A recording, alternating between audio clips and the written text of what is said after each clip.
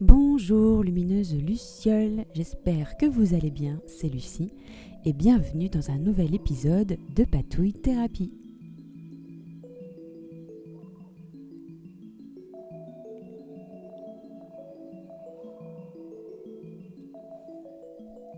Alors si vous êtes une sorcière, vous avez comme moi des pierres.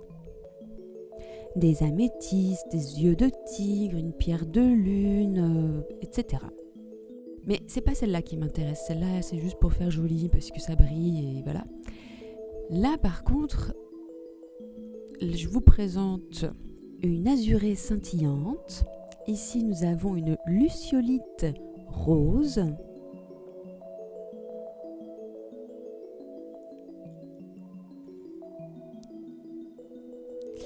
Ça, c'est un cœur de forêt. Ça fait partie de mes pierres préférées. Ici, nous avons une aphrodite satinée.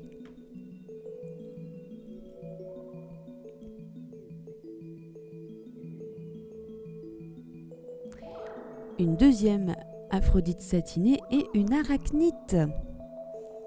Et enfin, une turquoise, et c'est celle-là qui va m'intéresser aujourd'hui et dont je vais réaliser une petite page dans le classeur magique que vous avez rencontré la semaine dernière.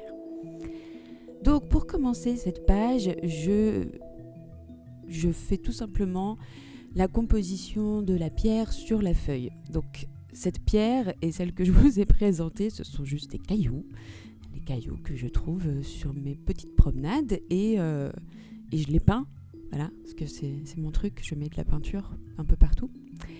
Donc pour faire cette turquoise, j'avais commencé avec de la peinture craie, donc je commence sur mon papier avec de la peinture craie.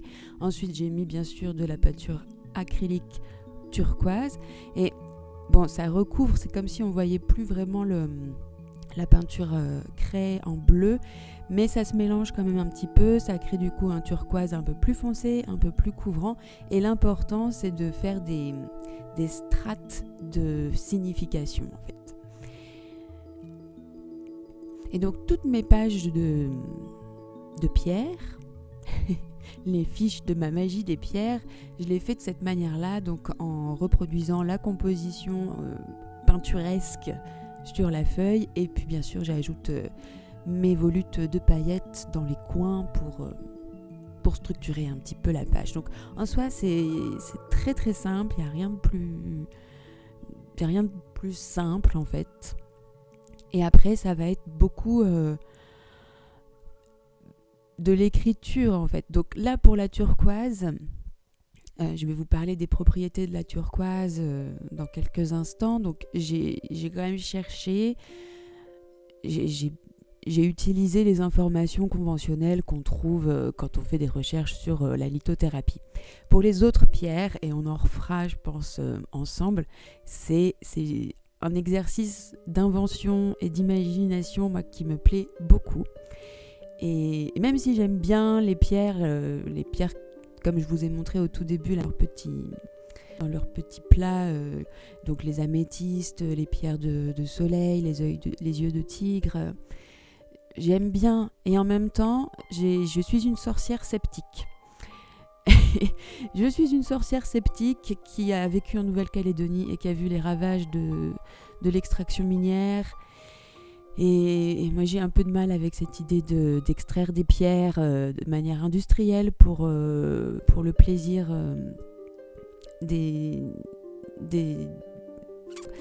pour le plaisir des occidentaux.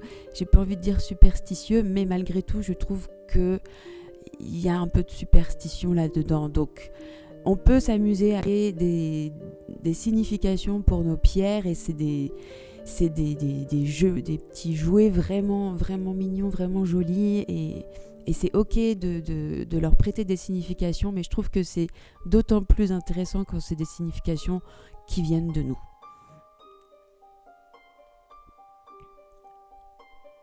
Donc, allons-y, la turquoise.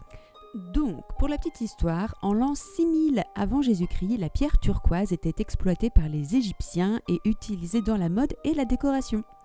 Cette pierre a été retrouvée sous forme de bracelet turquoise, notamment sur les bras de momies lors des fouilles archéologiques. Elle était également beaucoup utilisée en Perse comme monnaie d'échange contre d'autres objets. Et en Asie de l'Est, essentiellement du côté du Tibet et de l'Inde, la pierre turquoise était utilisée pour ses vertus médicinales et dans la joaillerie pour la confection de colliers turquoises ou encore de pendentifs turquoises ainsi que dans l'art. Pour les Tibétains, la turquoise était un symbole de courage, de dévouement et de bienveillance. Et pendant ce temps-là, aux États-Unis, les Amérindiens lui attribuent de nombreuses vertus. Les Apaches croyaient en la turquoise pour son alliance du ciel et de la mer, en protégeant et guidant les guerriers et chasseurs. Et de leur côté, les Navajos considéraient cette pierre comme un morceau du ciel qui était tombé sur la terre. Et quant aux Aztèques, ils estimaient que la turquoise était trop puissante pour être portée par les humains et que seuls les dieux en étaient capables. Et à l'époque de la Renaissance, la turquoise commença à se faire connaître en Europe et se répandit petit à petit. Donc, la pierre turquoise prend son origine étymologique du français turquoise, signifiant à l'origine pierre de Turquie. Et cette référence à la Turquie s'explique tout simplement par le fait que la pierre est arrivée en Europe par les Turcs à l'époque des croisades. Autrefois, les Perses la surnommaient Féroza ou Firuz, qui veut dire victorieux. De couleur bleue, la turquoise appartient au groupe des phosphates d'alumine. Elle est bien souvent semi-opaque et est composée de cuivre, d'aluminium, de fer, d'oxygène, d'hydrogène et de phosphore. Cette pierre se trouve bien souvent dans des milieux désertiques et arides et il est possible de la trouver sous différentes formes de bleu. Les principaux gisements de la pierre turquoise se situent en Afghanistan, en Australie, en Chine, aux États-Unis, en France, en Iran, en Israël, au Mexique et en Tanzanie. Et étant donné que cette pierre a longuement été exploitée, presque tous les anciens gisements sont épuisés, à l'exception de l'Iran, qui en connaît encore de nombreux aujourd'hui. D'un gisement à l'autre, la turquoise peut varier de couleur. Par exemple, elles sont très bleues en Iran alors qu'elles tirent beaucoup plus sur le vert en Égypte.